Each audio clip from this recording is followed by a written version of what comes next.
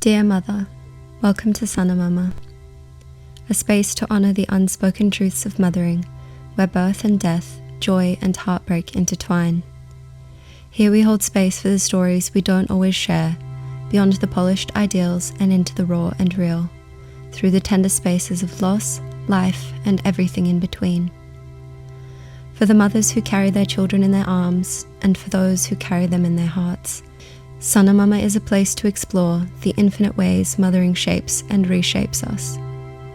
May we grieve, connect, and celebrate together, to embrace the messy, beautiful truth of this journey, and to remind one another that none of it has to be carried alone. This is Sanamama, a letter to all mothers.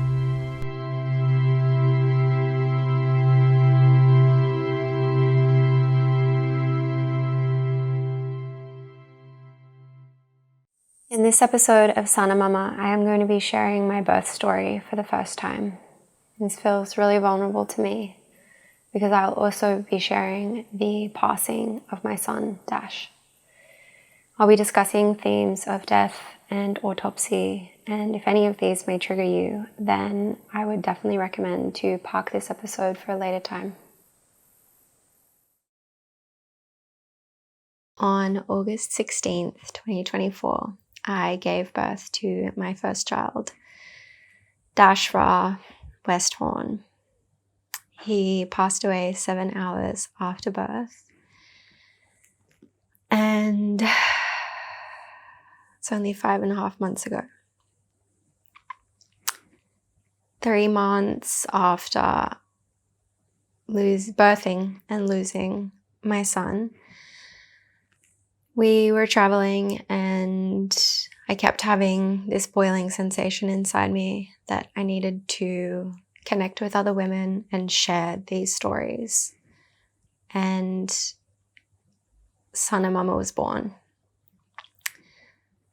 It really became a combination of the two things that I felt like I was becoming: mama, mother, and sana, one of my favorite words that I learned in Spanish, which means healthy or heal. And when I brought the two together, they really just took on an energy of their own. I realized that Sanamama in Hindi actually means dear mother. In Swahili, it means thank you. And my take, obviously, of course, is to heal mother.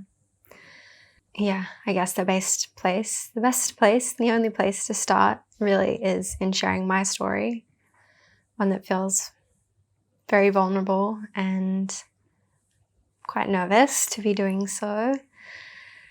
But I really hope that in sharing it, I can connect with other women, help other women to not feel so alone, to raise awareness to something that is far more common than I would like to acknowledge, and allow a little bit of an insight into what it's like to be a postpartum grieving mother, and as I interview more women, how it is that you can move forward if this is the experience that you're unfortunately facing as a mother. So I guess the first thing I wanted to share is the cause of my son's passing. We found out through our coroner's report that Dash had 2 pretty significant abnormalities, one of which was fatal. And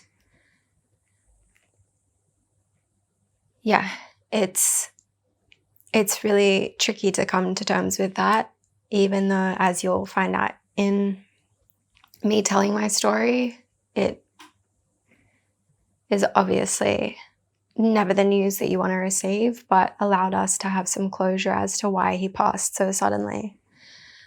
His abnormalities were undetected, and the first abnormality, which we are currently under the belief that this is the parent abnormality, if you want to put it that way, is called situs inversus.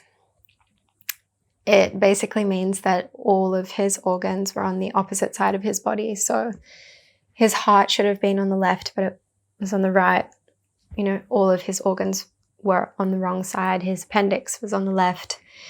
His kidneys were on opposite sides. His lungs, his liver, everything was on the opposite side. And his fatal abnormality was that he had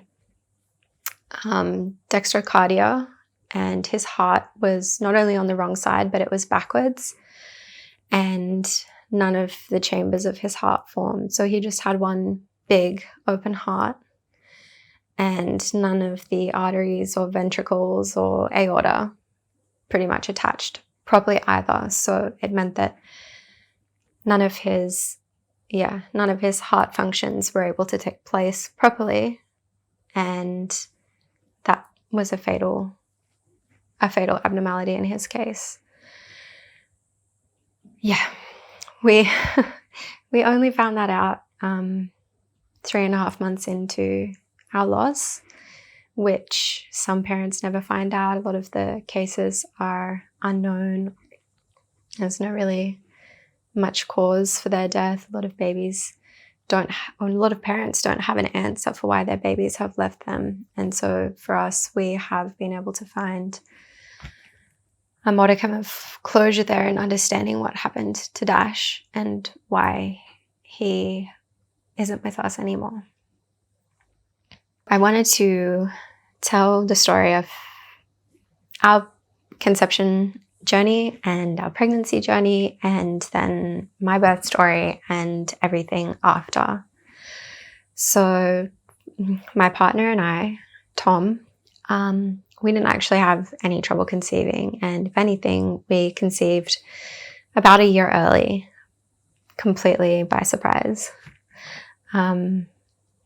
I had been living in LA when we first started dating.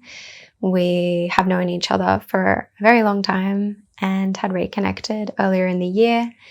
And I basically decided it was, the right time for me to look at moving back to Australia.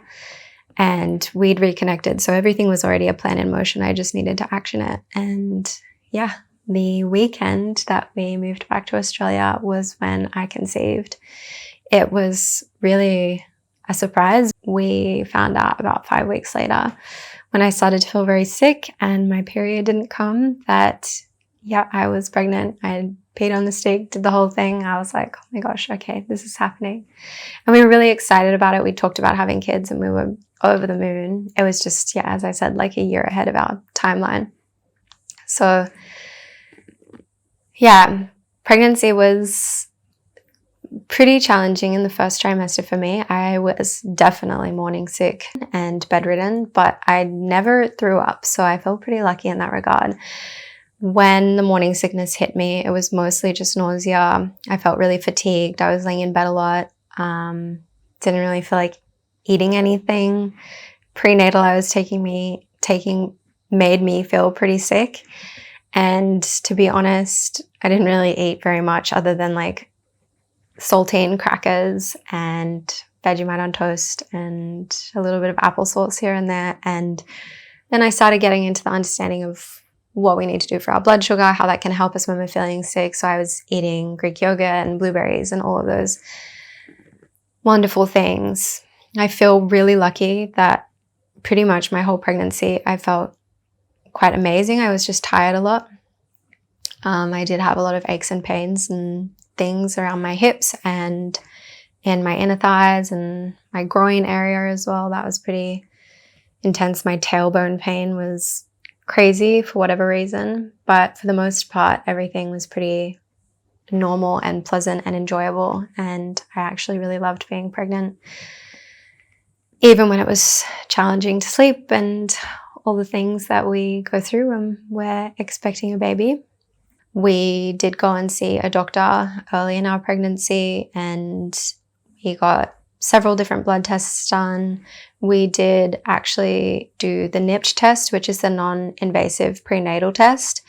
It's a simple blood test, and it can tell you if there's any chromosomal abnormalities with the baby. We were offered several different scans at different intervals to see if we wanted to, do the anatomy scan and check the baby and see the height and weight and everything. And we did choose not to do that for several personal choices from previous medical trauma and things like that. So yeah, the NIPT was a great option for us, and I felt pretty confident in what we were doing.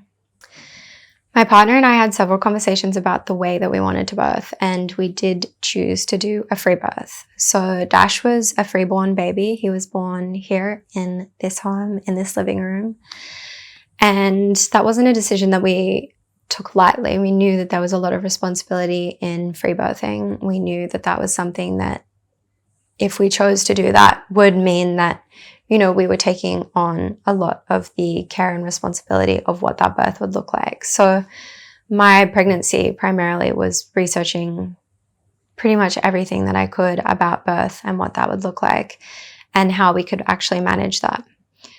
This was done mostly through reading, internet, and also I took every 2 weeks I would attend a free birth circle that was being hosted here in the area that we live in. I know a lot of people probably think that's a crazy decision to free birth outside the system, outside the medical system, but as I said earlier, I have some medical system trauma, and it was a conversation and was not something that I was super keen on doing unless we had any extenuating circumstances in which I thought, yes, we are 100% going to need medical assistance. And I was really quite well versed in all of those things, and so was my partner.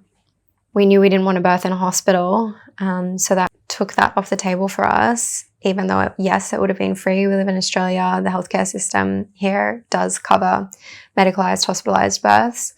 But that wasn't something that we wanted to do. We did want to have a home birth, and we did engage a birth keeper, a local birth keeper, in her services close to 30 weeks of pregnancy, I think. And she would be coming to, our birth and attending and helping us through anything that we needed. She was a birth educator, or she is a birth educator, and someone that I was learning from, someone that I was attending free birth circles with every fortnight, and someone that I'd done a lot of online studies with about birth and understanding sovereign birth and birthing outside of the system and what that would look like. I also did a lot of independent research, so I was reading a lot of books and looking on the internet and doing as much study as I could and attending other birth circles that were in the area as well that weren't free birth focused. So for us, free birth felt like a really incredible option and a way that we could birth our baby at home and have him brought into the world, not under crazy fluorescent lights. I know the birth rates of babies being born in hospitals and mothers experiencing trauma within the medical system is a very, very high rate. And it wasn't something that I wanted to be put through or be party to in any way. So free birth felt like something that would allow us to have a really beautiful and peaceful birth. Everything in my pregnancy went to plan. I never had any early bleeding. I never had any issues where I was kind of looking around wondering. There was only one moment where I actually questioned whether or not I would get an anatomy scan, and it was around the 20-week mark. And I remember talking to a friend of mine, and she has free birthed 2 of her babies, beautiful babies. And it was just a simple conversation where I was kind of panicked about okay, well, I don't know if I've ever felt any movements, and I don't really know what to expect. What am I feeling? What does baby feel like when baby moves? I do know that my placenta was right here, anterior placenta. And so what I did find out is that I probably wasn't feeling kicks super early on, simply because there was a bit of a cushion happening from my placenta. And it was something that we talked about a little bit. And she was like, will a scan make you feel better? Or are you going to keep panicking the next day? Or what's going to happen? Does a scan help you to feel better if it does, of course, like go and get one. And it was an interesting conversation because, I think we get a lot of reassurance from scans and blood tests and all of these things, but they're really just a moment in time. And further on from that, I think in connecting with women, a lot of women are getting these scans and they are detecting abnormalities, but a lot of them aren't detecting abnormalities and they aren't detecting something that's wrong and their babies are born still, or they're losing them, or, there's nothing they can do and they need to be terminated at 20 weeks. I can't imagine what my decision would have been if we would have found out about Dash's abnormality at 20 weeks. And I also don't know if they would have found it, is what we've been told by the examiners and the coroners that worked on Dash's case. They basically told us that his heart issue was so complex and so detailed that they weren't actually sure what was going on and whether it was fatal or not. And essentially that if we would have birthed in the hospital with all of the best cardiac surgeons and pediatric surgeons with us, no one actually would have been able to do anything to save him. And that was also really hard to hear. And so I just can't imagine that at 20 weeks, if I would have received that news, how I would have reacted, how I would have done it. Would I have chosen an induction to have an early birth, to have a still baby, or to have a late-term abortion? I think for me, as a personal choice, I always thought I'd never be able to have an abortion and know that I made the choice to end my baby's life. And so, although I respect that decision so much for all of the mamas who choose that, I just don't know how I would have done that in my own situation. And I also recognize that in so many of the stories where that is the case, you're still grieving the loss of your child and you're still grieving the loss of your baby.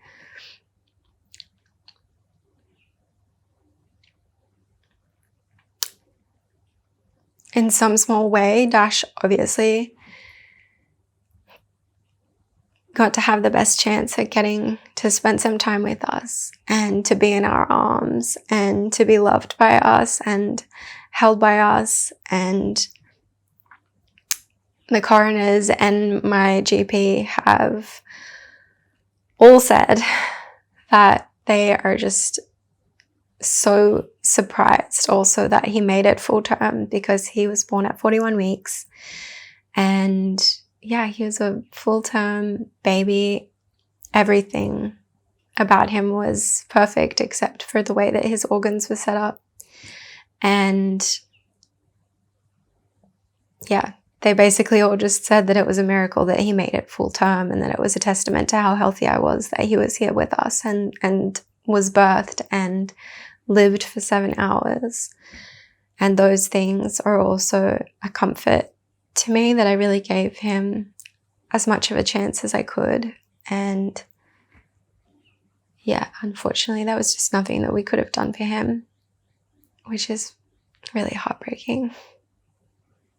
My labor started on the 15th of August around 2 a.m. in the morning. And I kind of knew immediately what was happening. I'd heard, you'll know when it's on. You'll know when you're in labor and you can't mistake it for anything else. I definitely had Braxton Hicks moving up to birth, but they never felt as intense as the contractions did, that's for sure. I was very aware that it was happening. My whole belly would get really tight and was starting to get really small at the end. At the end, Dash started to hiccup a lot more, which was also a really crazy feeling. He was actually positioned left anterior, so his back was right here. He was in the perfect positioning for birth, and I knew he was there. He didn't really move. He was head down the entire time, and that was his comfy little position. My belly now is still quite a bit looser on that side where the skin was stretched a bit more. I have these funny photos where you can tell he's quite lopsided, like really sitting far to the left in my belly. And yeah, so I was confident in his positioning. We knew where he was. We were really excited to be able to feel his kicks. I always felt his kicks in my right rib. Could feel the little hiccups in my left hip the most. And that was such a crazy sensation when they started. I couldn't believe that they were hiccups, but yeah, he was hiccuping away in there and everything seemed good. So we went into labor on the 15th of August at 2 a.m. in the morning. I knew exactly what was going on. I got up out of bed. I told Tom, I think I'm in labor. I got into the bath. And I was in the bath for hours and hours and hours. I was playing music. I was moving through the sensations. I knew that, like, you know, within the next day or two, I was going to meet my baby and how much everything in my world was going to change. By the time the sunrise came, the sensations started to slow down a lot. I kind of realized, like, as the sun was coming up, that I was a bit more in my body. I wasn't feeling like I was in labor as heavily anymore. And so I moved out of the bath and got into bed. Whilst I was in the bath in the morning, Tom had set the bed up. He'd laid down bits of plastic and like puppy pads and things like that to help protect the sheets in case, you know, I gave birth in the bed suddenly, or in case my water broke, which it hadn't broken yet. So yeah, we laid into bed and actually ended up putting on a movie, which is pretty funny. So I have a really weird love for Marvel and the Marvel Cinematic Universe, which is all of the movies like Avengers and Thor and Iron Man and Spider-Man and yada, yada, yada. If you know what I'm talking about, it's maybe a bit weird of me, but I like the comic movies. And one of my favorites is the Avengers Endgame. And so I said to Tom, like, we should watch this while I'm in labor. I feel like it will give me a lot of like good energy. It just felt like a movie that would, yeah, like charge me up for birth or something. I don't know. So that's what I chose to watch while I was in labor. And we watched it together from bed. And we realized that we didn't have any water. We obviously had our tap water, but we drank spring water. So Tom went out quickly to go and get water. And while he was out, my own waters broke on the bed, and it was the weirdest sensation. I was laying there and I just felt this huge bulge like coming out of my yoni, and then this massive burst happened and just water went all over the bed. So that was pretty funny. Obviously called Tom right away and was like, my waters have broken. I think we're on. I was about 2 p.m. in the afternoon. So about 12 hours after I started feeling my first lot of contractions was when my water broke. And at that point, I decided to get back into the bathtub because my contractions started up really heavily again. And I really was enjoying the relief of the sensation of being in water earlier. So I did that. Once I got back into the tub, that's when Tom started filling up the birth pool in our living room. He texted our birth keeper. We were in communication with her all day, and she had come to our house earlier in the day, I think around 10 or 11, and dropped off some snacks and just checked on how I was doing. And yeah, then she was basically like, let me know when you need me to come back and I will. So I spent the next couple of hours still in the bath in our bathroom.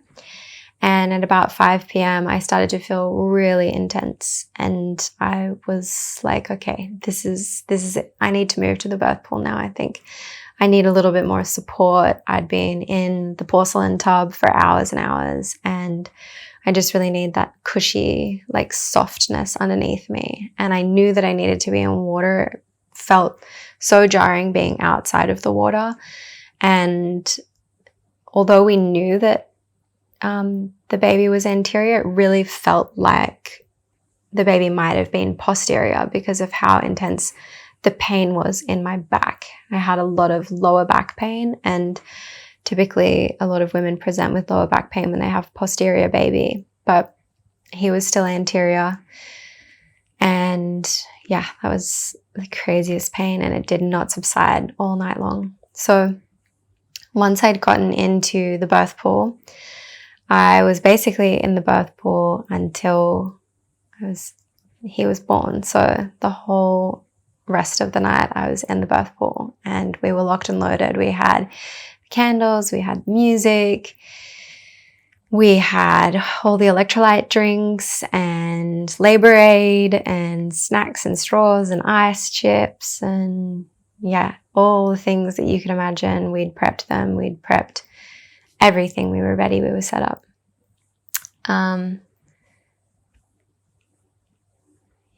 About 10 p.m. was when I felt like, is this transition?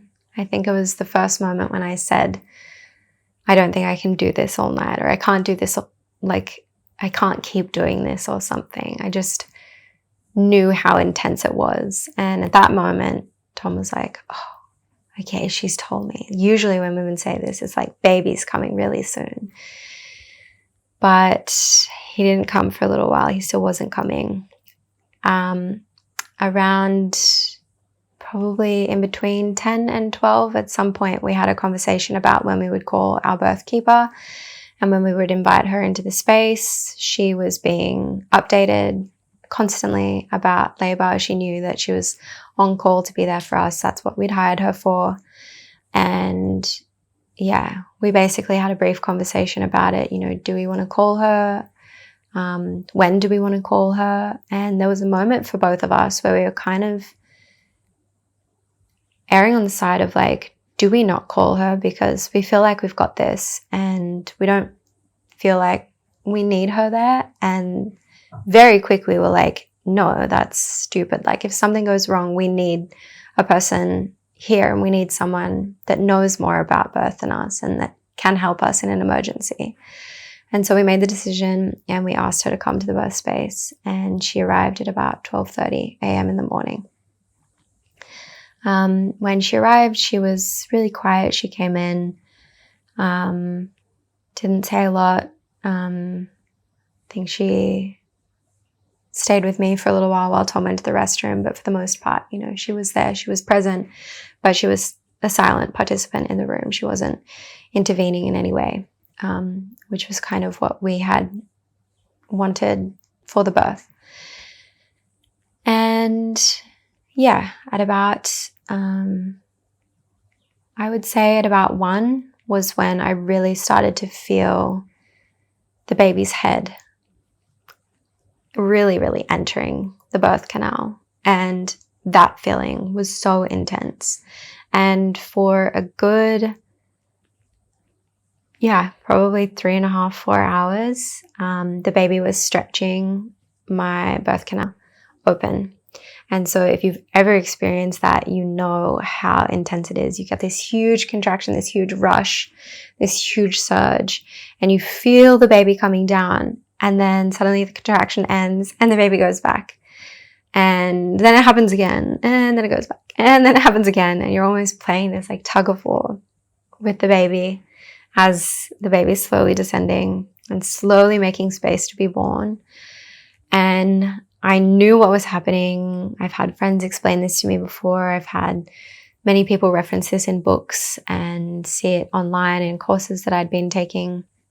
And that part was really, really challenging because part of me was like, okay, I don't know how long this could take. And another part of me was like, what if he comes too quickly and then I just completely tear open? And that was a fear that suddenly came in, but wasn't even something that I'd ever thought of during my pregnancy. I wasn't too worried about tearing, to be honest. I just felt like, oh, maybe that's something that will happen. But as he started to descend lower and lower and really getting to properly crowning and having his head out, I realized that what I was experiencing was the ring of fire, which is so crazy. And it's like the most intense pain ever. And I have a friend that had torn really, really badly. And I remember thinking about that in the moment while Dash's head was coming out and thinking to myself, oh my God, I think I'm tearing every direction. And then screaming that out loud and saying, I think I'm tearing every direction. And I remember being like, is this the ring of fire? It was so painful that I just couldn't believe that anyone could put up with something so insane, so deeply painful, that like a baby was about to come out of my body suddenly was the most shocking thought. I was like, how is that possible? But I was also so ready. That's really funny. I kept saying, I'm so ready. I'm ready. I'm ready to meet you. I'm ready to birth you. I kept saying it. And Tom loves to laugh at me because the other thing I kept saying for whatever reason was God Almighty. I'd say that and then I'd scream, back, back, to signal Tom to push on my back and make sure that the pressure was there because it was really helping with the lower back pain that I was getting. So that went on and went on and went on. And then I knew that the baby's head was right about to come out. I could tell it was the ring of fire.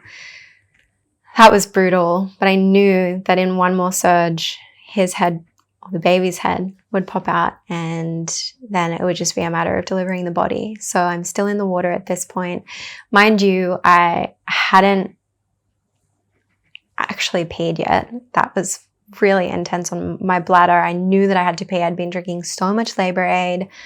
I had basically done all of my poos throughout the day whilst I was in early labor. And so the other thing that was really bothering me was that I hadn't done a poo once I'd gotten into the pool. And I know that this is a lot of women's biggest insecurity when they're going into birth, their fear of pooing or like seeing their partner poo or like pooing in front of the medical staff, whoever is in the birth space with them. But I didn't care. I went out and bought like a pooper scoop for Tom so that he could fish the poo out of the pool. And he didn't need to. There was no poo. So, but that was really annoying for me because I got to a point where I was like, oh my God, nothing is coming out. I can't wee. There's no baby. There's no poo. What's happening? Like, what's going on? But it was just slowly progressing. And obviously how the baby was coming out was blocking my bladder. So I wasn't able to channel going to the toilet and doing a wee, even though I was trying desperately. But every time I thought I was almost there, I'd get a really big contraction. So it didn't come. And yeah, one other thing I remember is at about maybe around the same time we messaged our birth keeper, I'd said to Tom, if I haven't given birth to this baby by sunrise, we are calling for an ambulance and I need to transfer to the hospital because I definitely can't do this all night long. And yeah, that was for sure a moment for me where I was like, I'm going to need help because I am getting super tired. By that stage, I hadn't slept for almost 24 hours. We'd had a pretty rough night the night before and I was getting really, really exhausted. So yeah, it was very exciting. We had a hand mirror in the pool. We could see the head crowning. I could feel the head crowning. When I think about that right now, I can still feel that feeling. I can still picture what that looks like, touching his head for the first time.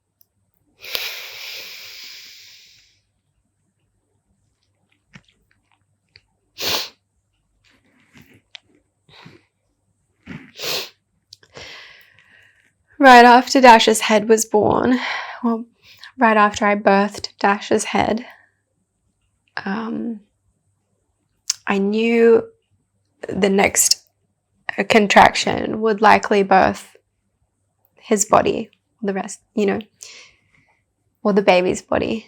And yeah, I was basically gearing up and preparing for that. And that happened very quickly. His head was out and I could feel him moving in the birth canal. And I felt him kind of move. It almost felt like he tried to spin himself a little bit. And then he felt like he was almost trying to go back in, which was so intense and really quite painful.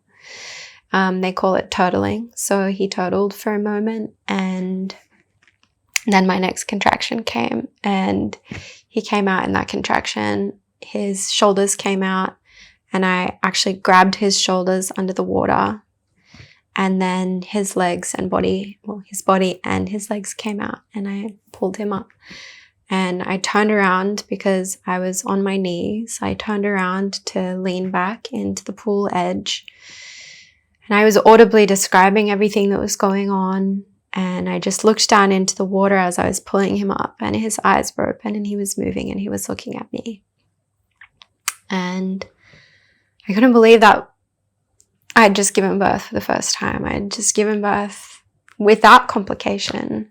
And there was no intervention, there was no complication, there was no issues in the birth whatsoever. It just blew my mind. And we'd done it, and I was so excited. I was crying, Tom was crying.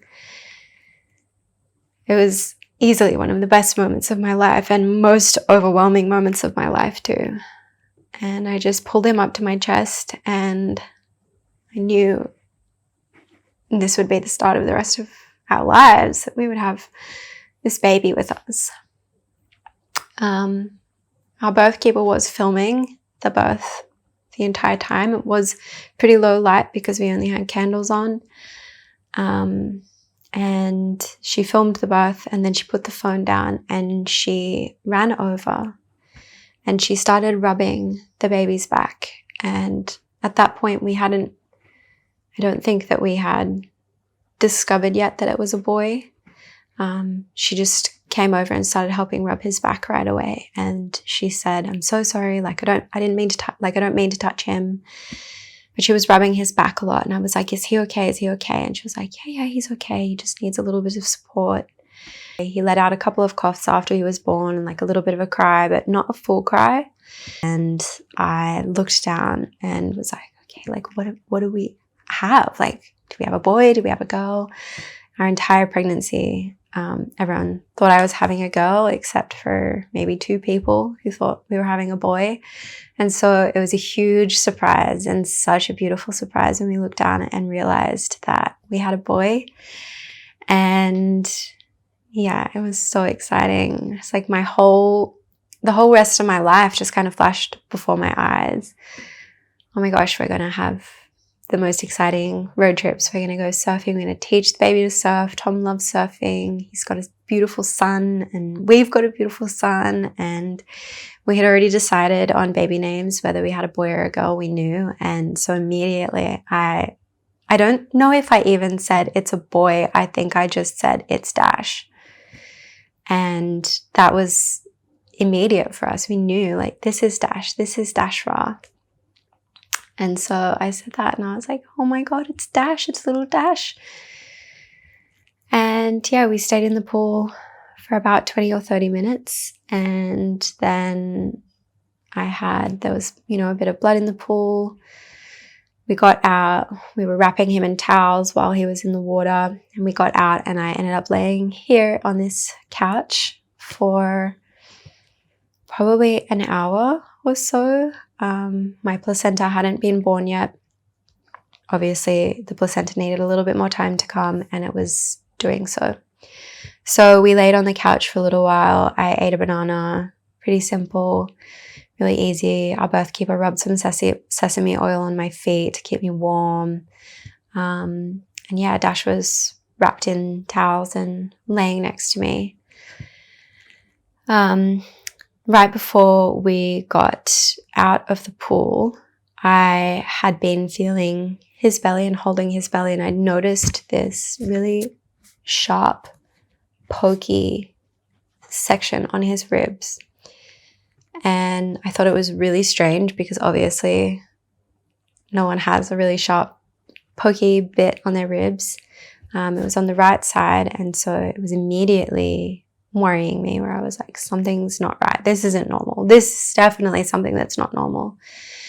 And when we got onto the couch, I was talking about it, and I was like, this isn't normal. This is here. He's got this like pokey sharp thing. And our birth keeper came over and she felt it, and she was like, look, it doesn't seem to be bothering him.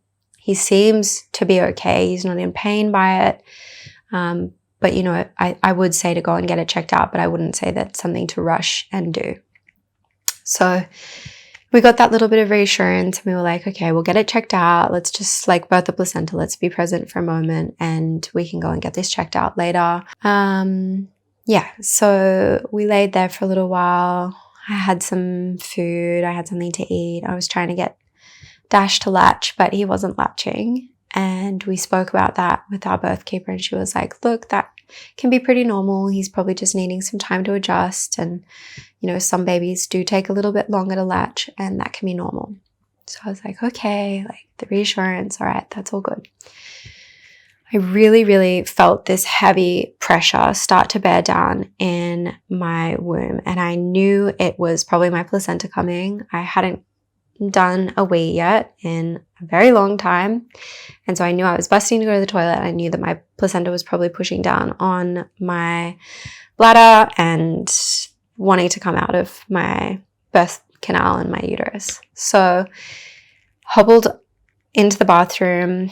I still had Dash attached to the umbilical cord. We were planning to do a lotus birth. So we went into the bathroom, and I almost birthed my placenta straight into the toilet, because as soon as I went to squat, it's like it was ready to come out. But luckily, we very quickly catched it with the placenta ball, and the birth keeper was there ready to catch the placenta, and that was great. Came into the bowl.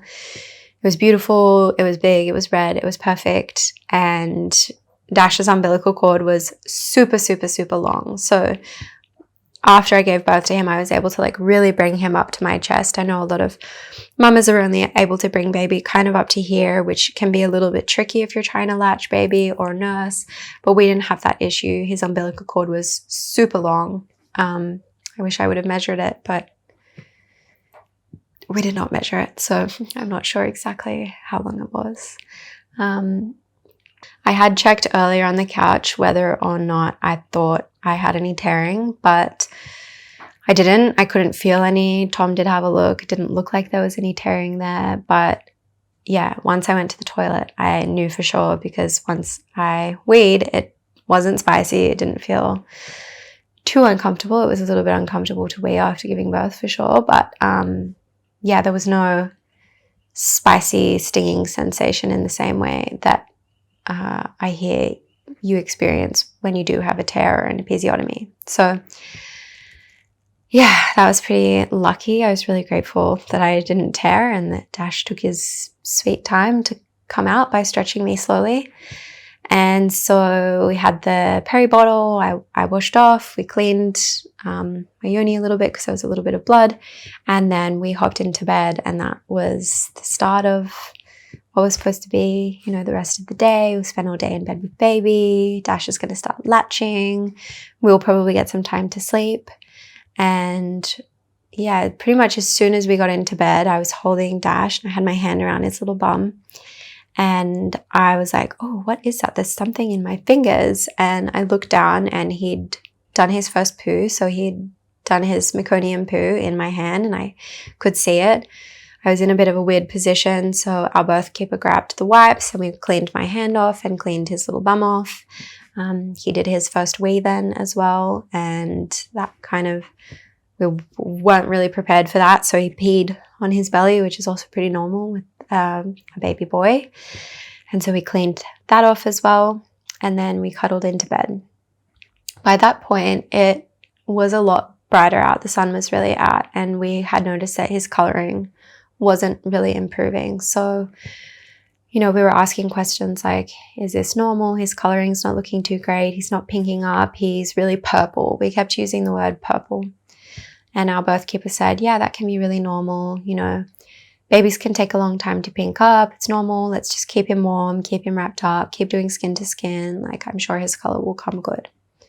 So we were sort of talking about that. And then we were talking about the birth. And, Tom was expressing how he'd been worried about Dash coming out and the way that he'd been quite floppy and how he was a bit slow to start. And I remember our birth keeper saying, yeah, if he would have birthed in a hospital, they would have put him straight on oxygen.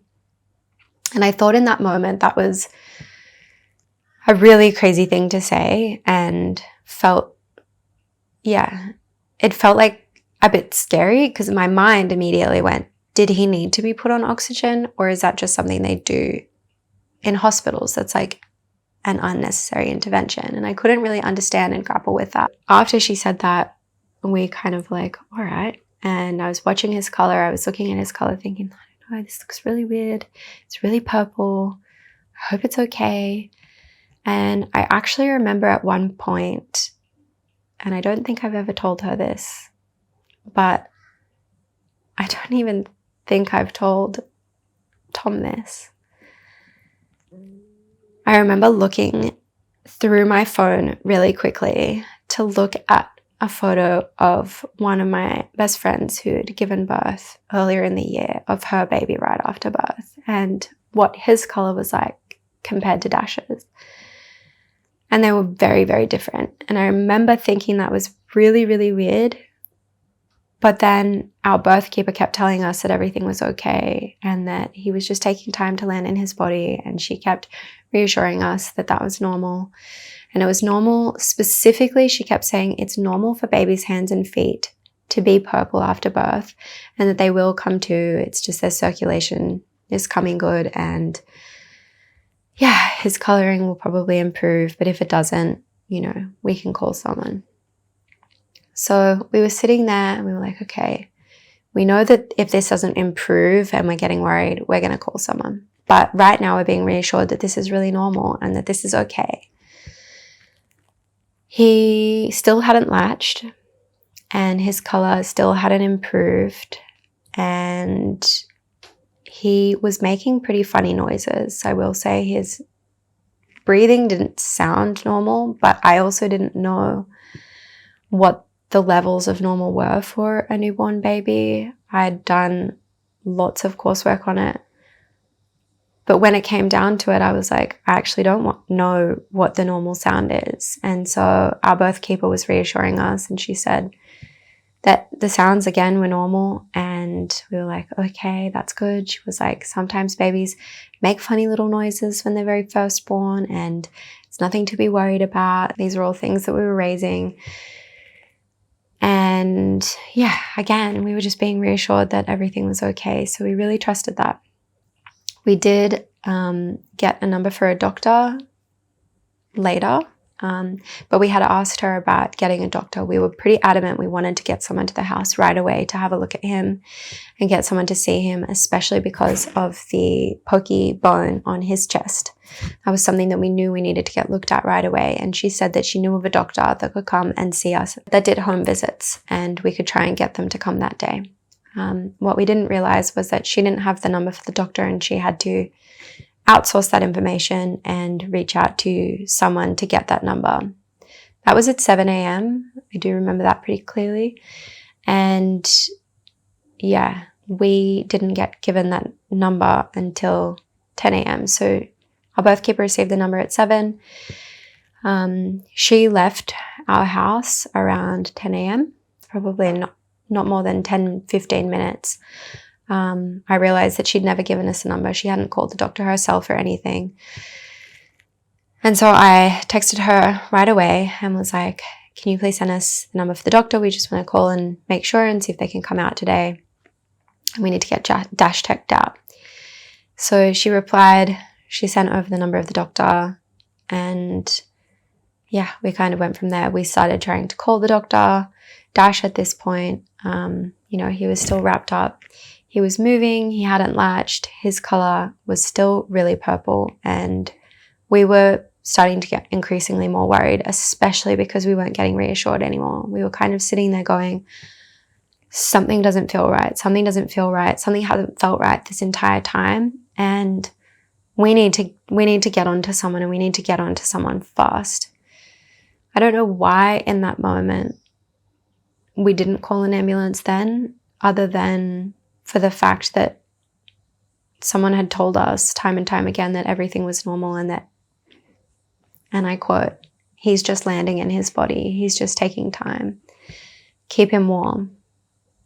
And so pretty quickly after that, I noticed Dash was actually doing skin to skin with Tom, and I noticed that his arm had fallen out of the blanket that we had over the top of him. And when I went to grab it, there was no reflex, and it immediately sent off alarm bells for me, because again, what I had learned about babies was that babies have a reflex. And so even if I would have grabbed his arm, maybe there would have been some movement, but I mean like completely floppy. And in that moment, that exact moment, I was like, he's gone, he's passed away, he's completely floppy, there's no life in his body. But he was still breathing, and we just had no idea what was going on. Like, we were like, why is he floppy again? He's suddenly floppy. This doesn't make any sense. He's breathing. And so we ended up calling our birth keeper, and she advised us to check his temperature, which we did. And his temperature was quite low. It was 34.5. She advised us to either run a bath for him and put him in the bath, or to put him onto or next to, near to a hot water bottle to try and get his temperature up really rapidly. That was so confusing for us in that moment, because we'd had him skin to skin for hours. Our birth keeper had been there for 6 hours with us doing skin to skin with him after he was born. And we had a heater on the room. The room was super warm. Everything was hot. We were hot, but his body temperature wasn't. I very, very quickly managed to get onto our GP. For those of you listening in other countries, a general practitioner is a doctor. So it's just your preferred doctor, maybe the doctor that you see regularly. So we got onto our GP. This was the GP that we'd seen earlier in the pregnancy to do our testing through and do some prenatal care with.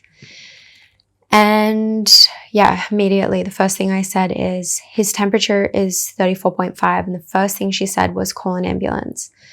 By the time she'd said that, Tom had already called the ambulance whilst we were on the phone to her. And pretty much as soon as we hung up from her was when the paramedics came onto the line, and they were like, we're sending a team over right away, because at that point his breathing had so rapidly decreased from being like, he's still breathing, to he's not really breathing now. His breathing's completely shallow. Something's seriously wrong. And his color had completely drained from his body. So I think I almost even remember on the phone our birth keeper saying, what's his color like? And saying, if it's just his hands and feet that are purple, it should be okay. But when you really need to worry is when the body of the baby goes completely purple. That's not good. That's not good.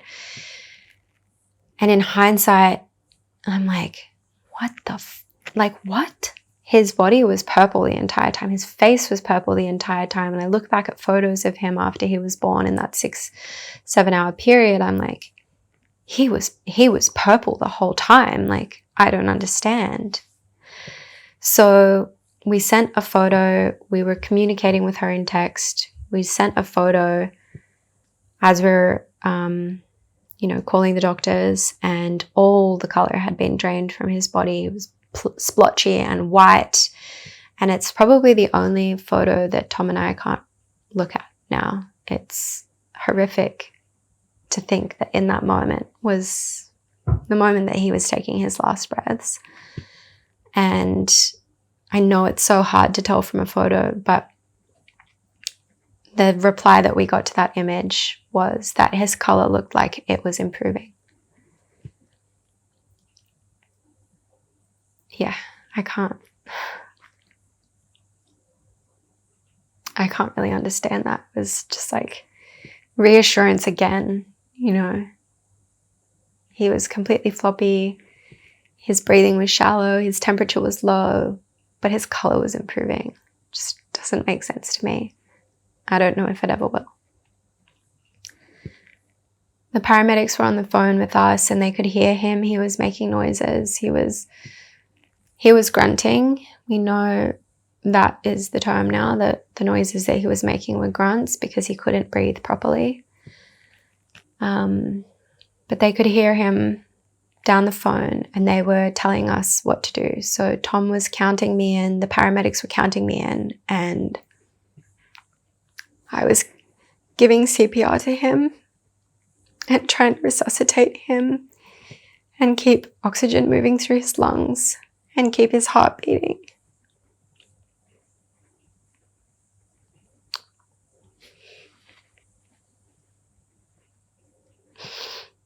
I think that might be one of the hardest moments of my life.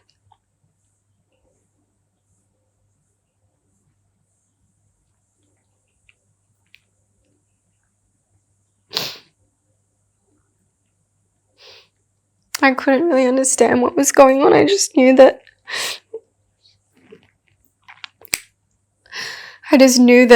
things weren't good and that he wasn't in a good condition.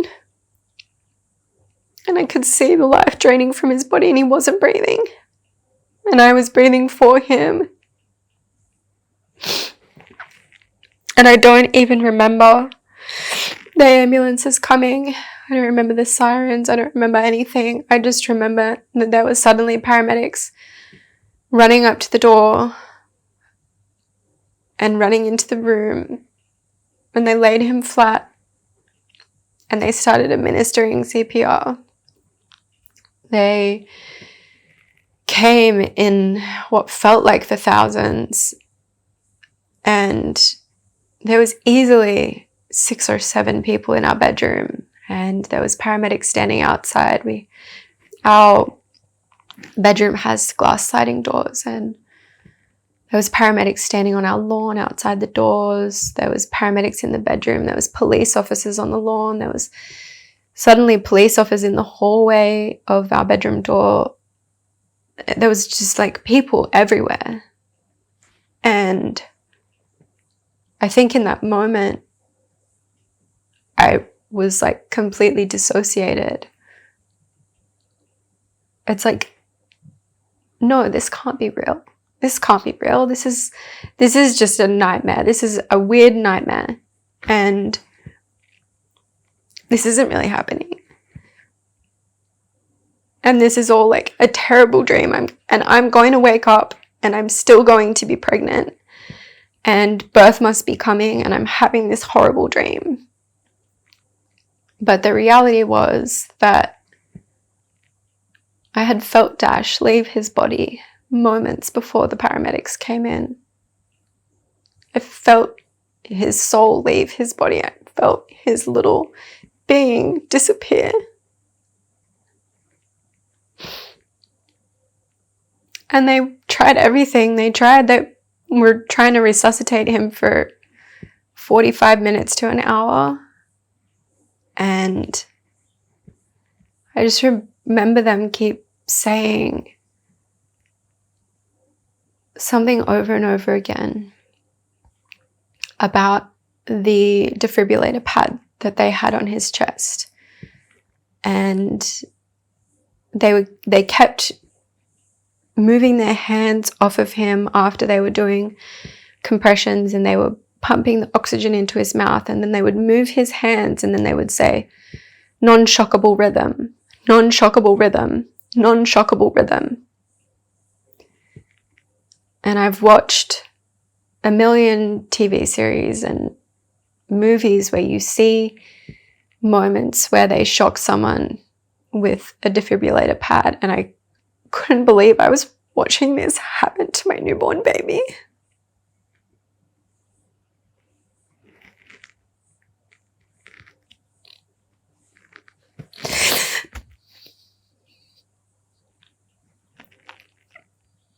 I couldn't believe it when they stuck this huge needle in his leg to administer adrenaline.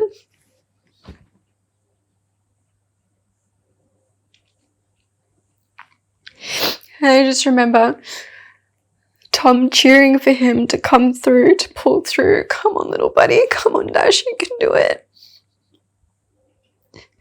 And I was just sitting there like, this isn't happening. This isn't happening. What is happening?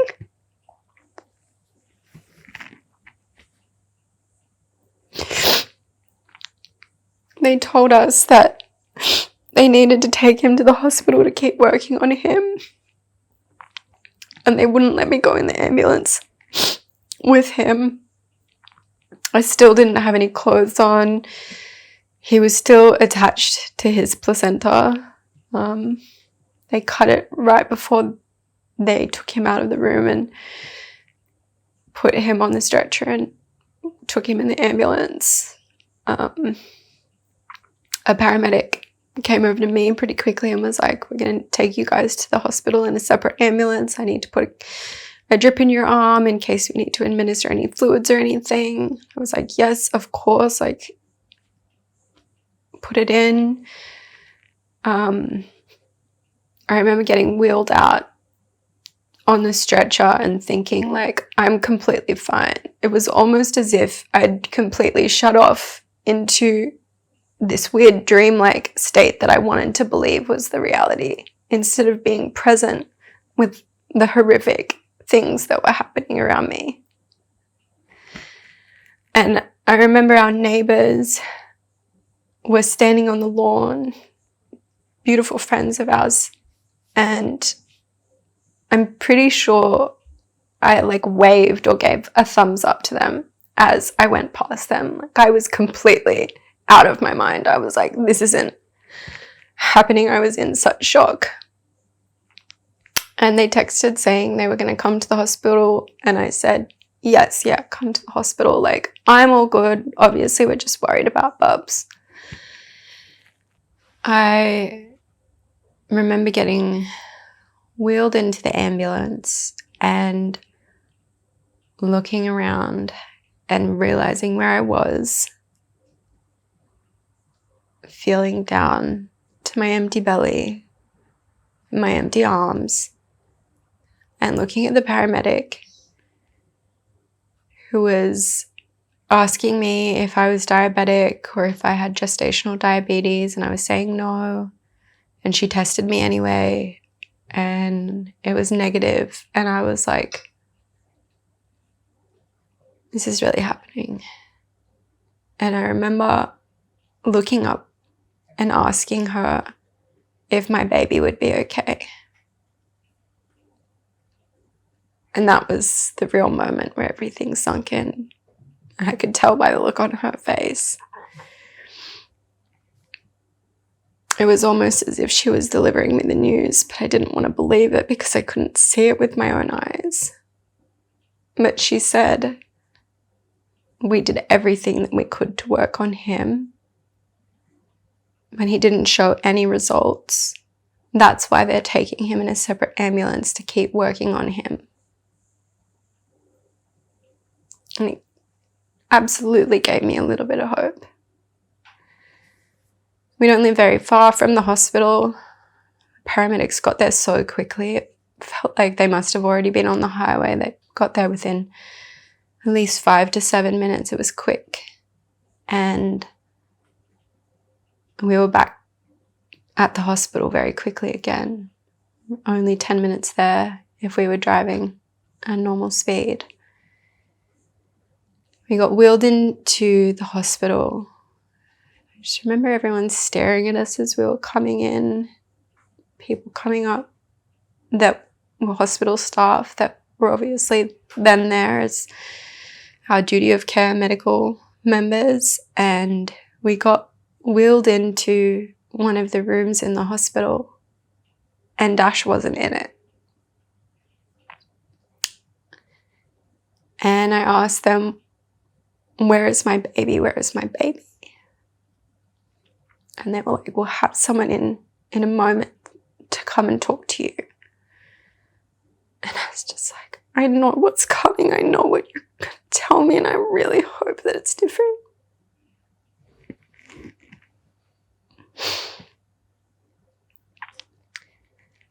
The lead paramedic who had been at our house and had been working on Dash for that period of time, he was the one that came into the room and delivered the news. And he just looked at us both and he was like, I'm so sorry. Your son was obviously a very sick little boy and there was nothing that we could do for him.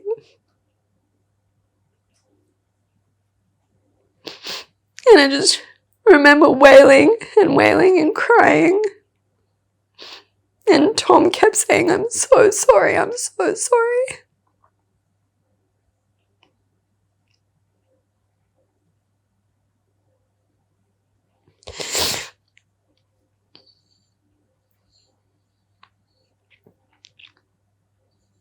I was like, I need to see him. And they were like, you can see him soon. Like, he's in another room. We're going to take you to him soon. We had a social worker come into the room with us. And by that stage, our friends, our neighbours had arrived. And our birth keeper had been updating her, and she had asked, do you want me to come to the hospital? We said yes, of course. She got there just after our neighbours did. And I remember asking if Dash could come into the room or if they could come with us to go and see him because they had him in this other room, and they said no. And so they put me in a wheelchair and Tom and I got taken down the hall, and right before we went into the room, the social worker told us that Dash still had the medical equipment on him that the paramedics had used to try and resuscitate him, and that they had to leave it on because there was a forensic photographer coming, and that photographer would need to take photos of him with that equipment on him so that they could give it to the coroners, so that they could determine what had been done as life-saving measures to try and save his life. We went into that room and he was just swaddled up like a little burrito, and he still had all of the resuscitation tubes coming out of his mouth, taped to his face. The defibrillator pad was still on his chest. He still had the little needle in his leg.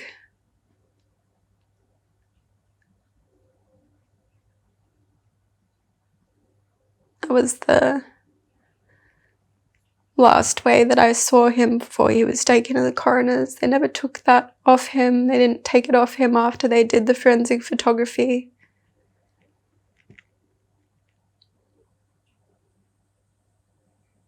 There's a lot of stuff that I can say and will say about our time in the hospital because it was very, very short. When we were wheeled to the room, we were told that there would be 2 police officers there to watch us and basically to guard Dash. They weren't in the room the entire time. There was kind of a sitting room outside, but yeah, we were in that room and we were being guarded by the police officers, or Dash was being guarded. We were probably only in there with him for about an hour before the forensic photographer came, and we were told we had to leave the room. And after the forensic photographer had left and taken his pictures, we were told that we would be able to go back in, but we wouldn't have very much time. We'd probably only have 1 more hour, and that after that the coroners were coming at 5 p.m. to take him, and that they wouldn't do anything different, that we weren't allowed more time.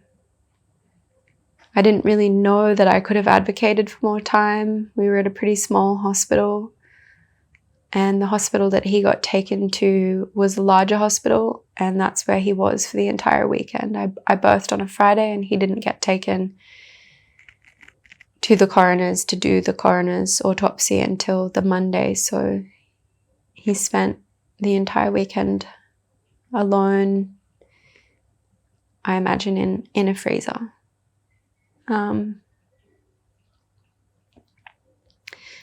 Those moments were really difficult. Those were horrible, difficult, hard moments for us to both spend time with him, knowing that he was gone. Just kept smelling his head and holding his hand and looking at his little feet, trying to memorize as much of him as I could. I kept thinking that maybe it wasn't true, you know? I just remember I kept looking down at him, crying and thinking, no, this still must not be real. This can't be real. This shouldn't be real. This shouldn't be what we're experiencing right now. This can't be it. And I was crying and sobbing, and tears were falling out of my eyes and landing on him, and I was just praying like some kind of Disney movie, fantasy, fairy tale that my tears would bring him back to life. And they didn't. And they couldn't.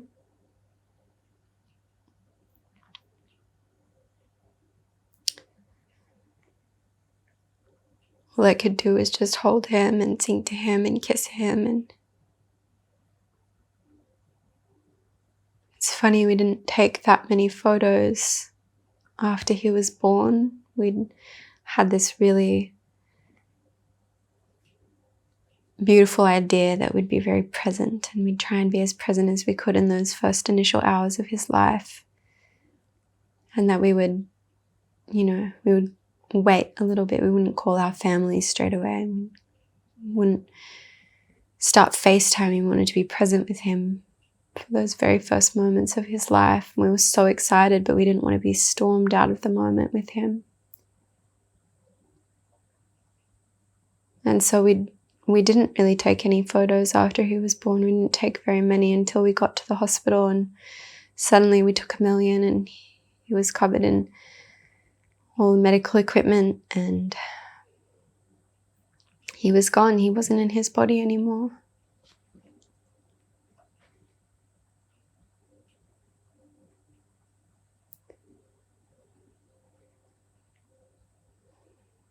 We sung to him. We sung to him a lot when we were in the hospital. It feels like a lot, but we weren't even in there for that long. I remember right before we got wheeled in to go and see him, calling my mum to let her know that I'd given birth, but that he'd died. And how difficult that conversation was. My mum doesn't live very far away. She's probably an hour away drive. And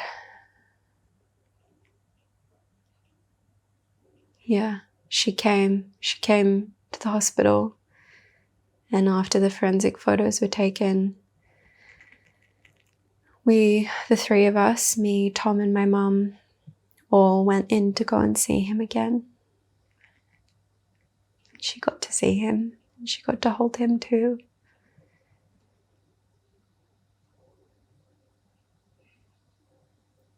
It's never the way that I thought any of this would be, never how we thought we'd get to deliver the news that we'd had a baby, was that, we were in hospital and he died. Tom had the same painful conversations with his mum and dad. Conversations you never think or wish you'll ever have to have with anyone.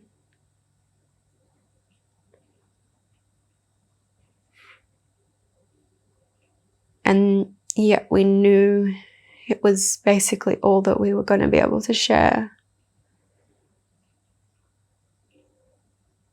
How that would look, how we thought it would look, the ways we thought we might share news, like we've had a baby and things that people would say back to us, congratulations.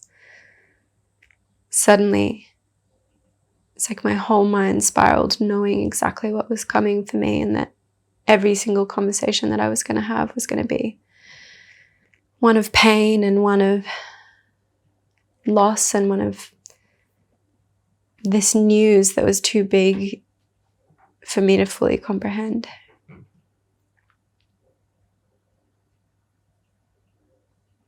And we got more photos with him, and we sang to him some more. And then the social worker came and said that the coroner was here and that they were going to take him. And there was no one in the hospital at any point that ever offered for us to spend any time with him. I know if you birth in the hospital, they give you time. They give you time with your baby. They give you time. They'll bring in a cooler crib. They'll put baby in a cooler crib. You'll get to spend at least a night with your baby. You'll get to spend time with them, bathe them, maybe dress them. We never got that time. We never got offered that time. There was never an option for us. Can't say the midwives were very helpful. It was a small hospital, but there was a birthing center attached to the hospital, so there was midwives there, and there was a midwife who did come to see me, and she asked me a couple questions but never came back. She said she was going to come back. She just never came back to check on us.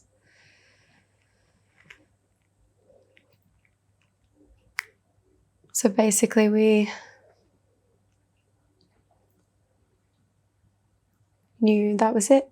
We got told by the police detective that after Dash had gone to the coroner's, that he would come back and we would be able to dress him and take more photos with him and do imprints and impressions of his hands and feet if we wanted to. There was a few things that they suggested that we could do as keepsakes. And the other thing was them obviously telling us that Dash was going to be taken to the coroners to do the autopsy, and never protest to anything so much in my life than in that moment when they said that they would have to cut open my son. There's nothing more gruesome and horrific that I could think of than someone doing that to a newborn baby.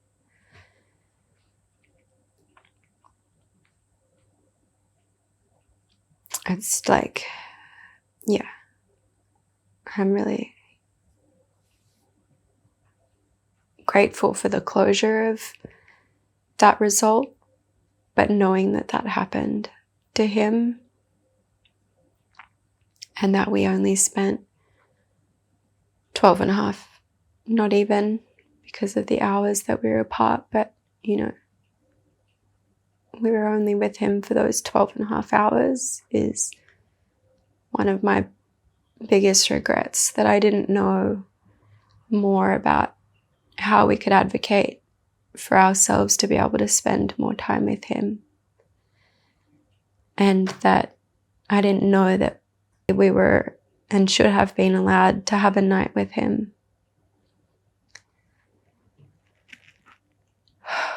When the coroners came, I knew I couldn't be in that room and watch him be taken away from me. I just knew I couldn't do that. It was already too much. I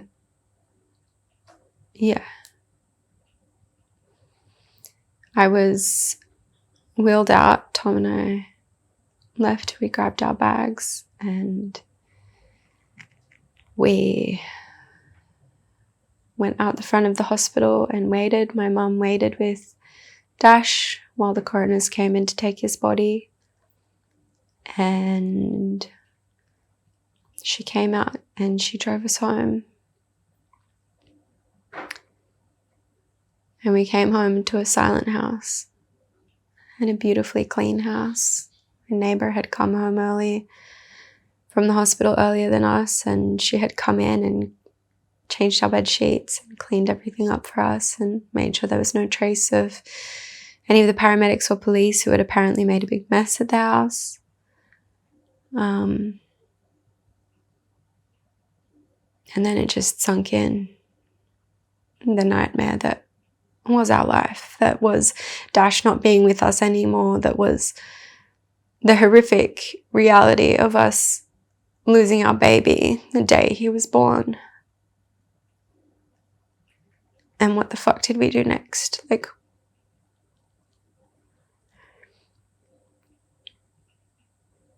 I don't think I really knew what was happening. I knew exactly what was happening, but I had no idea how to handle what was happening. I remember calling 2 people that night, that first night, and I can barely remember the conversations.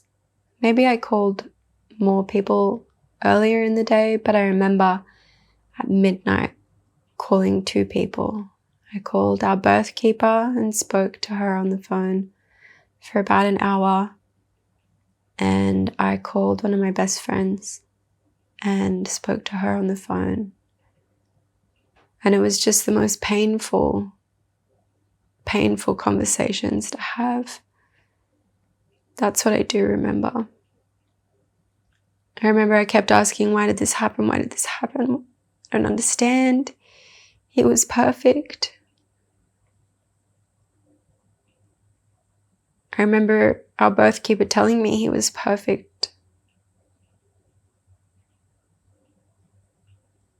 But I couldn't understand why, if he was perfect, he wasn't here anymore. And to me, he was perfect. Abnormalities aside, he was perfect. Of course he was perfect. He was my baby boy. He was my child. I'd just given birth to him. He was so perfect. But it didn't make sense why he died. Like, why did he die if he was so perfect, you know? And I think those first moments feel so devastatingly full of pain and just shock, just straight shock. The next day, my mum came, my younger brother came, my older brother came, and Tom's parents were on their way as well, flying in from all different parts of Australia and driving from different parts of Australia to be with us. My best friend came around to be there with us and support us and bring food. My friend stayed for quite a while, and obviously our family were all around us as well. And yeah, it kind of felt like everyone was doing shifts almost to be there with us, even if they weren't in the room with us. But they were there for us. And that night, our neighbours came over and brought dinner for us and sat with us for hours just talking and supporting and loving. And yeah, I've said this to them a million times, but I really don't know how I could have gotten through any of this without them. And I know Tom feels the same. There was so many moments where I was like snowed under and just couldn't believe what was going on, and they were there with love and support. The craziest time of their life too. They were getting married the next week, and yeah, that was just such a bizarre period, I'm sure, for them to juggle like the most beautiful moments of their life, getting married and celebrating in love and knowing that their friends had just suffered, you know, through the most devastating loss of their child. Just don't know how they held that space so beautifully for us. We made a pretty immediate decision not to share the news right away because it was too devastating to completely comprehend and share and make public and acknowledge as our reality.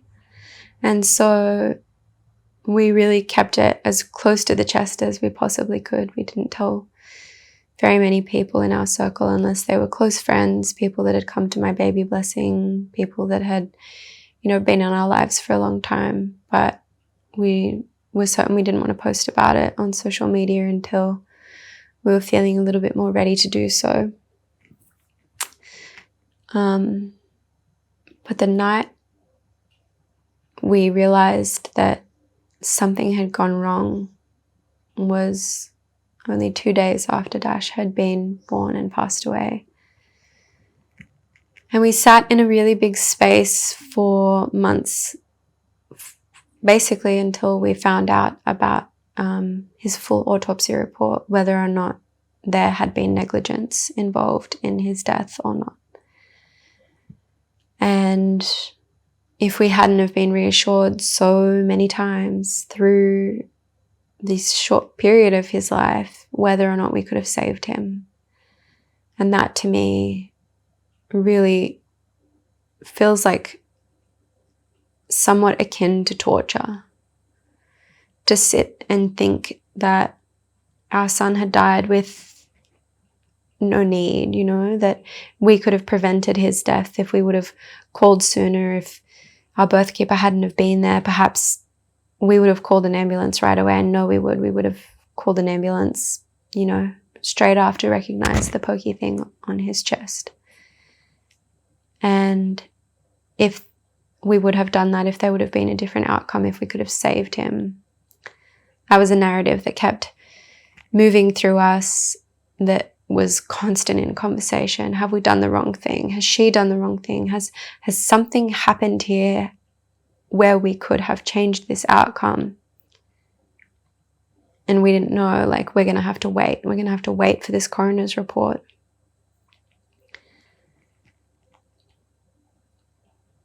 I'll never forget receiving the call that we did from the social worker.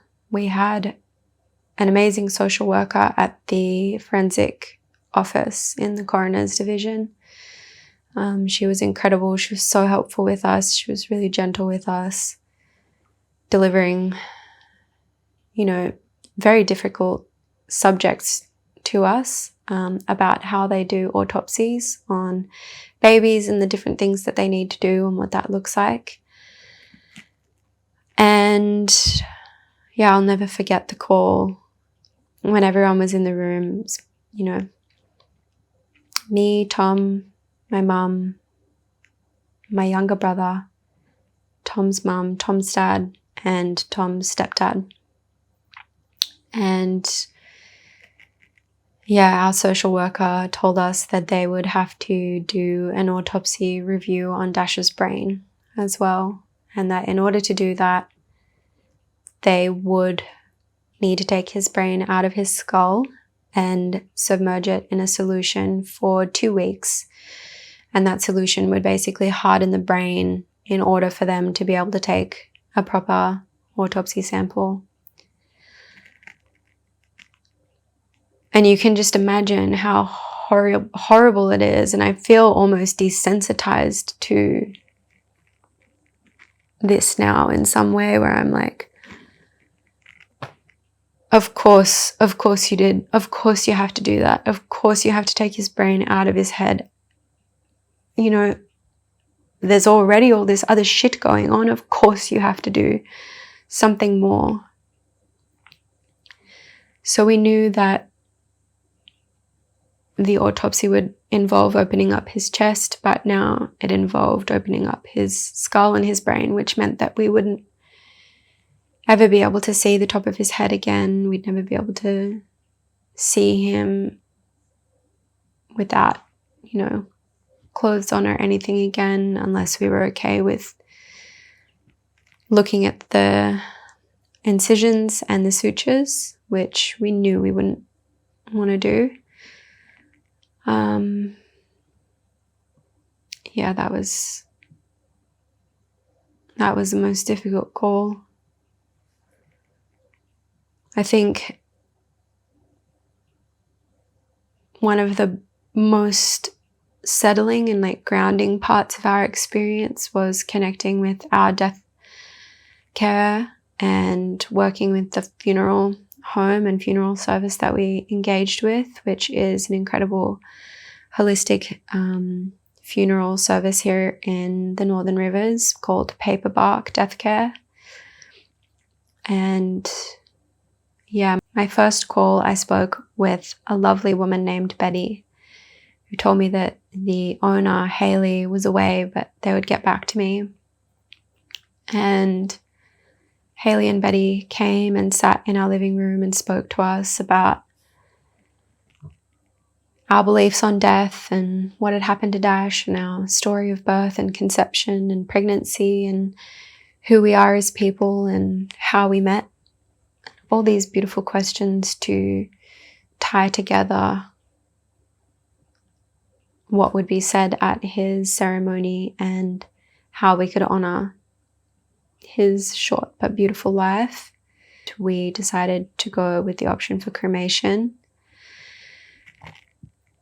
We knew that cremation was the best option for us, and we had really dreamed of being able to spend time traveling with a little one and being able to take them on adventures and journeys and things like that. And so cremation felt like the right option for us as well, so that we could sprinkle some of his ashes when we go on different travels around the world. Yeah, so we didn't have his ceremony for 4 weeks because it took 3 weeks for him to be returned from the coroners. We were able to go and visit him at Paperbark at basically the day after he arrived back. Haley tended to his little body and made sure that, you know, he was wearing something that we wouldn't be able to see any of the sutures or anything on his head. She dressed him, made sure that he looked beautiful and that we would get to go and spend some time with him and cuddle with him. We were made aware by Haley that something you're allowed to do, I'm not sure what this is like in other countries, but something you're allowed to do in Australia, if one of your loved ones or family members passes, that you're actually allowed to go and or you're allowed to have their body in your home for up to 5 days legally, whether they're an adult or a baby, if you choose to do that. I guess a lot of funeral directors and funeral homes don't like to provide that as an option. So we said yes, absolutely, would love to do that. We didn't get nearly enough time with him, and we'd love to be able to spend some of those moments with him. We knew that by the time he arrived back to us, he would look completely different than what he did when we left him at the hospital that day. Babies tend to deteriorate a lot quicker than adults. We did get offered a service called heartfelt photography, and there was a photographer who went and took some photos of him, some newborn style photos of him while he was in the care at the forensic department there. And we also engaged the services of another incredible woman who made impressions of Dash's hands and feet for us. So she took casts of his hands and feet, which we only received back at the start of January. They were framed for us, so now we can always see the size of his hands and feet. And our social worker had also sent ink prints of his hands and feet too, whilst he was with her. So those were just a few of the little things that we now have as keepsakes of Dash. Another keepsake that we organised for him, Haley helped us with, was an impression of his palm to put on these pendants, these beautiful pendants made by ribs and dust. And this is the direct impression of his palm print. And we were so amazed when we very first saw it, because there's so many little star patterns in his palm, and right in the center of his palm, he had like a perfect 5-pointed star. And that just felt really like a blessing to see that, this beautiful little star in his palm. So special. So Tom and I both have these pendants, which we'll get to wear for the rest of our lives. There was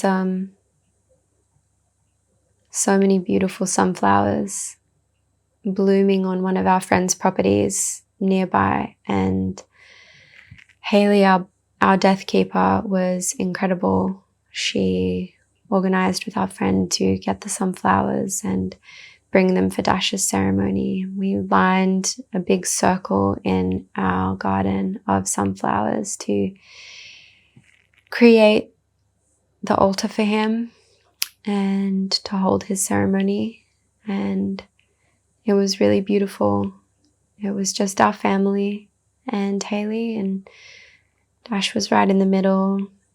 Tom played his didgeridoo for everyone, and we sang a song to him, and everyone said a few words. And we'd had him at the house by that stage for 3 days, and that night would be our last night with him, and the next day would be the day that we took him to cremation.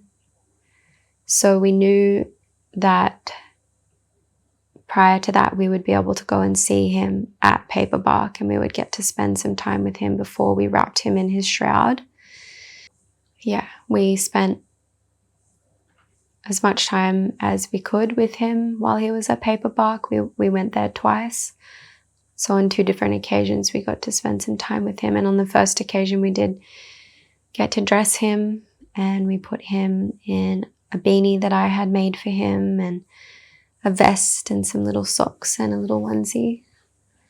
And the next time we read to him, and we just spent some more time with him, and we knew that a couple of days later he'd be coming to the house, and Haley was bringing him, and we would wrap him in his shroud. And that was a really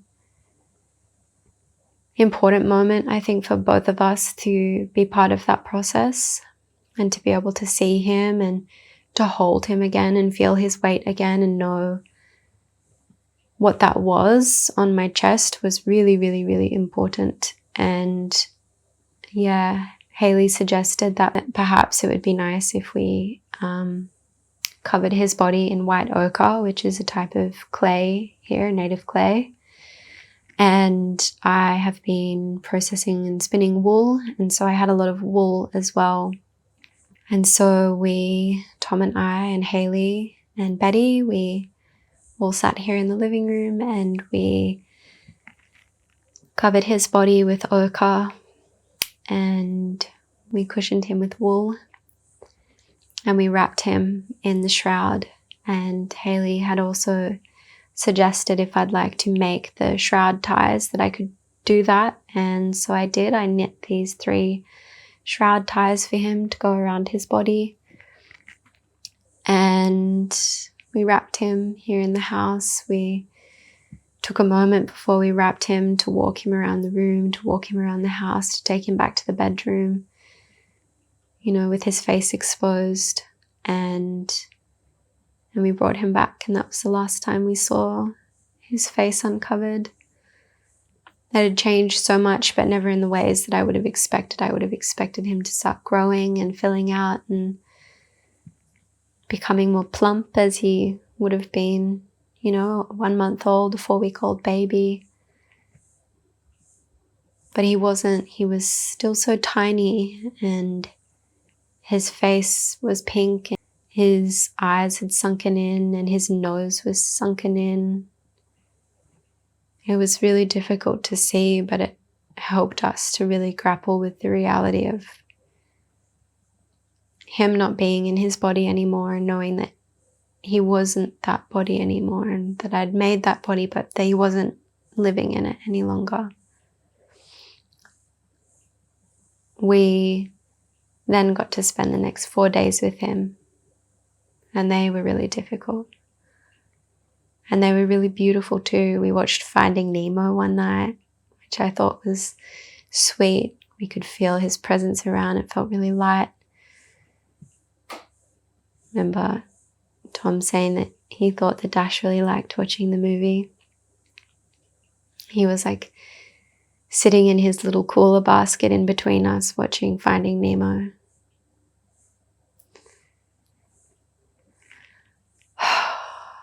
Those were really difficult days and really important days. You don't realize how much postpartum you'll yearn and ache to hold your baby until they're not there anymore. And I never got those moments and never fully got to settle into those moments. I was just robbed of them so quickly. I said to Haley at one point before we came back to Paper Bark to see him for the first time, "Are you sure it's him? Are you sure it's him?" Because he got taken from the house and then we saw him in the hospital, but then he was taken, and I was like, did they switch him? Was it a different baby? Like, it really felt like he'd been kidnapped in some way. And he hadn't. It was him. He had the same little pokey rib. He had the same little freckle on his leg. The only freckle that he had a little freckle on his left leg. It was him. He just looked so different in his face.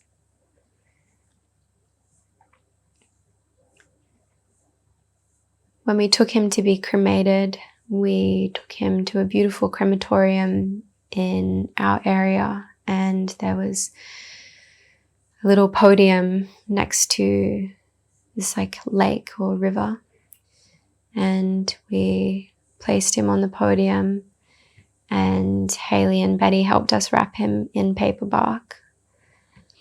And he was wrapped in paper bark and dressed in native flowers, and our family put flowers on him as well.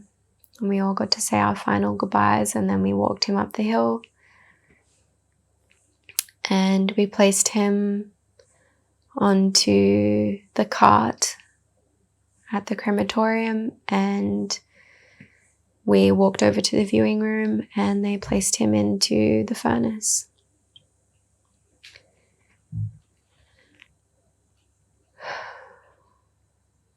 I watched the fire light up and then place his little body into the furnace and then close the door, and that was it. He was gone.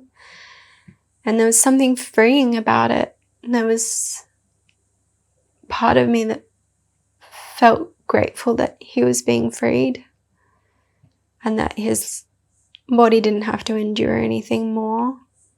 I was glad that he didn't have to endure anything else. The next couple of months were a whirlwind. We received his ashes back feels like a few weeks or maybe 10 days or so after he passed. And that was it. That was the full circle moment. He was back with us. He was back with us in ash. And we have those here with us now, his little ashes and his little pendants and his little hand and feet castings. We had lots of beautiful photos of him printed when we were in Bali, and lots of little memories around the house so that we can still see him often, be reminded of him, that he was here and that I did birth him. I think that's one of the biggest things. It feels challenging to remember that I was ever pregnant or that I ever gave birth. If I sit still enough and I dissociate long enough, it's like none of this story is mine. But I'm reminded so much when I look at my body and when I see little space that he inhabited in my womb, how different my body looks now to before pregnancy and birth is my one daily reminder for sure that Dash was here and that Dash grew inside me and that Dash was with us.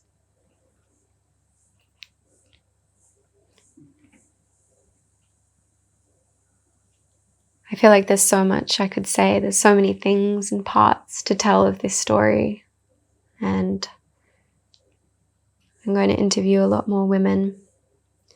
I'm going to interview a lot more mamas and people to share this journey and to talk more about what it's like to be a bereaved parent.